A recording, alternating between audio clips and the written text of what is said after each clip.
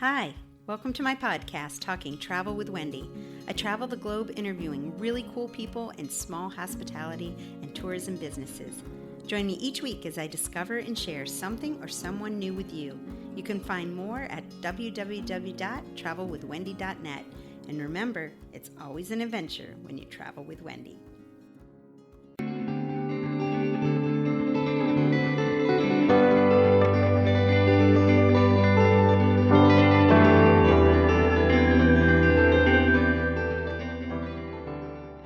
Stop one on my cross-country adventure was the land between the lakes. This 150,000-acre recreation area in western Kentucky was absolutely going to be a stop on my adventure. A huge hiker, I knew I was going to stop at this national treasure. I first discovered the land between the lakes years ago as we passed it several times between Missouri and Alabama, but never stopped. If you're uncertain of what stops to include on a cross-country adventure itinerary, be sure to check out the Welcome Centers on your route. Welcome Centers are located on most major highways in America, right as you enter the state. They're filled with tourist information from restaurants, local attractions, accommodations, and sights to see. Also, the employees are usually quite friendly and eager to help you explore their state. I'll include the link in the description today for the Kentucky Welcome Center. Another tip is the Welcome Centers and rest areas are typically clean bathrooms. So from Alabama, I stopped at the Welcome Center on I-65 northbound. They're filled with information about the state as well as regional information too. Definitely worth a stop. On a hot July day while traveling through to Missouri, I decided definitely land between the lakes was going to be a perfect stop to have a picnic and get a little information about the hiking trails that were available too. How about you? Have you heard about this gorgeous national park recreation area? If you have, share in the comments below. I'd love to hear your stories and experiences too. In today's podcast, I'll share a little information about the different visitors passes that they have. Make sure to click on the link in the description because they have a ton of different passes available. They have some that are for military, veterans, Gold Star families, and several others. As a military and veteran spouse, I love when National Park Services do this. Thank you. There's so much outdoor rec that the lake's motto is to come outside and play, and boy do they mean it. Whether it's boating, hiking, camping, fishing, visiting the elk and bison refuge, bird watching with over 250 bird species, there's so many opportunities for you to definitely play outside. Okay, so which way should we go?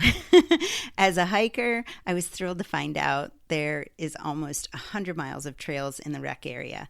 They seem to range from easy to difficult, short to long, and they also have trails that are handy-capable, accessible as well. A trail I'm totally interested in doing is called the Honker Lake Trail. It was originally built by the CCC, or the Civilian Conservation Corps, in the 1930s for waterfowl management. Honker Lake is a shallow 180-acre man-made lake and has a ton of wildlife, including beaver, osprey, giant Canadian geese, and otters. You can either hike the trail to see the wildlife, it's a 4.5-mile loop around the lake, or you can hop on a kayak or a canoe and see it from a different vantage point. The Fort Henry Trail is about 27 miles in total and connects to 9 different trails. These trails follow the route of General Grant's troop movements from Fort Henry to Fort Donelson during the Civil War. It's great for hikers and bikers as well and offers quiet solitude on the trail. There's so many trails to choose from. You could literally hike a different one every day of the week if you're there for a week visit. If land between the lakes is on your radar, I would recommend gathering information to add to your itinerary before making your travel plans to arrive.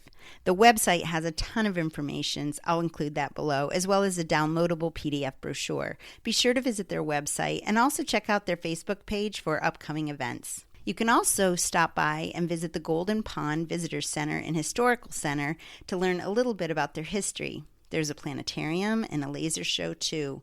They also have an 1850s working farm as well as a woodland nature station. Like I said, lots and lots of things to do, even for a week. I was so absolutely blown away and totally impressed by the Golden Pond Visitor Center. To be honest, I thought I was just going to stop in and ask if they knew where I could have my picnic lunch.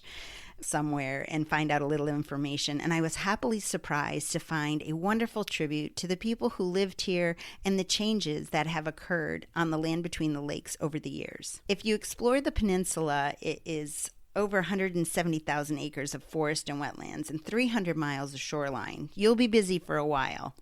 Since I still had to make my way to Missouri, today was just going to be for exploring and to find a nice, restful picnic spot. It was a wonderful day on the water. My only regret was I didn't plan a longer stay there. Had I known how beautiful this was and how many things there was to do, I definitely would have planned a 2 or 3 night stay.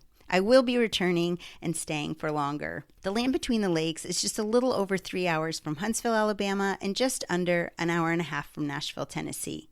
So it's an absolute perfect weekend getaway with the kids, with the family, your significant other or partner.